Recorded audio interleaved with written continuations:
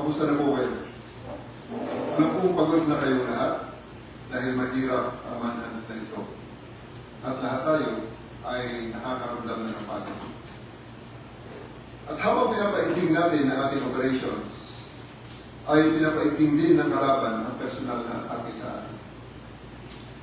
They have called me names, at alam ko na marami sa inyo ang nakatanggap din ng mga hate comments at messages. No one is spared. Ang nakalulungkot dito, pati ang pamilya natin na ay dinadamay, pati ang pamilya ko. Ang asawa ko at ang anak ko ay pinapaulanan ng mga hate messages at threads sa social media ng mga fake accounts at mga trolls. Kagabi ay may direktang death threats na sa aking mga anak. Pero hindi kami magpapatina. Hindi tayo magpapatina. Tandaan natin kung bakit nandito tayo. Trabaho natin ang protektahan ng mas nakararaming tao. Panatilihin ang kapayapaan at siguraduhin na ang lahat ay sumusunod sa batas. Maging sino man sila. Lalong-lalo na sa sitwasyong ito na ang mga biktima na gaya ni alias Amanda ay napakaliit ng boses kumpara sa akusadong si Apollo Kibuloy. Tayong mga pulis ay dapat manindigan para kay Amanda at sa iba pang mga biktima gaya ng ating inaawit sa PNP Hill, kriminal aming kalaban, mamamayan, paglilingkuran. Ang ginagawa natin ngayon ay maaaring ibang-iba sa nakita niyo sa nakaraan. Sapagkat ito ay hindi basta trabaho lamang ng isang pulis o ilang pulis. Ito ay kasaysayan sapagkat ginagawa natin ang mga bagay na maaaring magiging basihan ng iba pang mga gawain sa hinaharap. Ang ating mga kababayan ay nakatingin sa atin. At ako'y naniniwala na sinusuportahan nila tayo. Huwag kayong maniwala sa propaganda ng SMNI. Sila-sila lang ang nag-uusap dyan kasama ang ilang trolls na nakikinabang din sa pananamantala ni Apollo Kibuloy. Sinasabi nila na milyon-milyon sila buong mundo. Pero nasaan ang milyones nila ng isang gabi? Hindi nga nila napuno ang plaza na sa ating pagtaya ay nasa 2,500 lamang ang upuan. This is despite na nalaman natin na sila ay naghakot pa ng mga tao galing Bukidnon at Surigao para umattend sa kanilang event. Kahit sa live broadcast nila, ito ay hindi may pagkaila. Ang peak views ay 1,700 lamang ang nanood sa kanila sa buong mundo.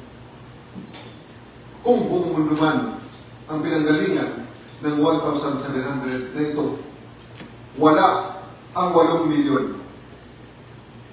Ikumpara nyo sa mga comments na ating mga kababayan sa mga shows ng mainstream media. Overwhelming ang suporta na ating natatanggap. Sapagkat nararamdaman natin na nasa likod natin sila. Gusto nilang magtagumpay tayo. Gusto nilang ng hustisya na naaayon sa proseso ng batas at korte at hindi sa labas nito or extrajudicially. Naiintindihan ng ating mga kababayan na nais nila na makamit ang tunay na hustisya. Hustisyang kailangan natin magpasakop lahat. At ito ay pinapatakbo ng ating mga korte.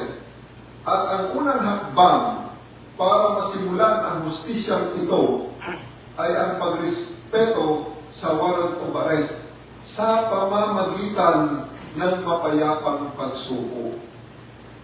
Tapos na ang panahong hinahanap natin ang hustisya sa kalsada.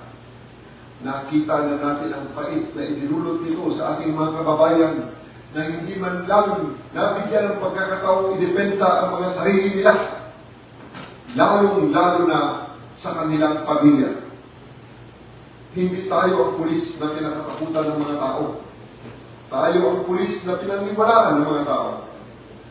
Narito tayo para protektahan ng lahat.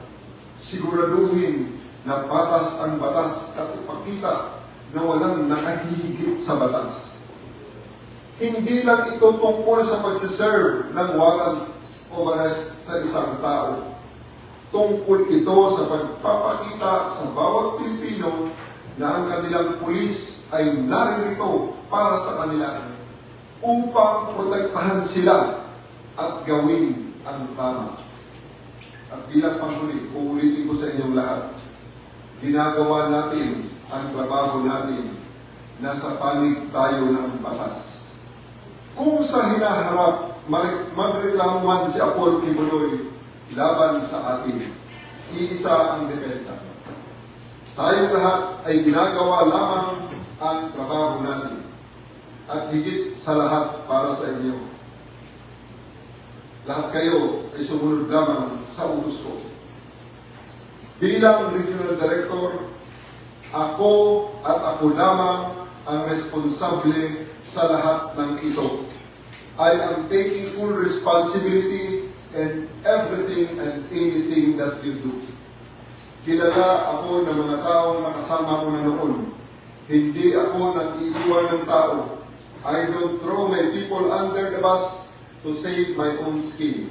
May isang enkwentro ako noon sa Fairview, Quezon City, tanghaling tapat, December 14, 2005. 4 ang namatay sa isang 300 square meters na lote at 16 ang inaresto namin.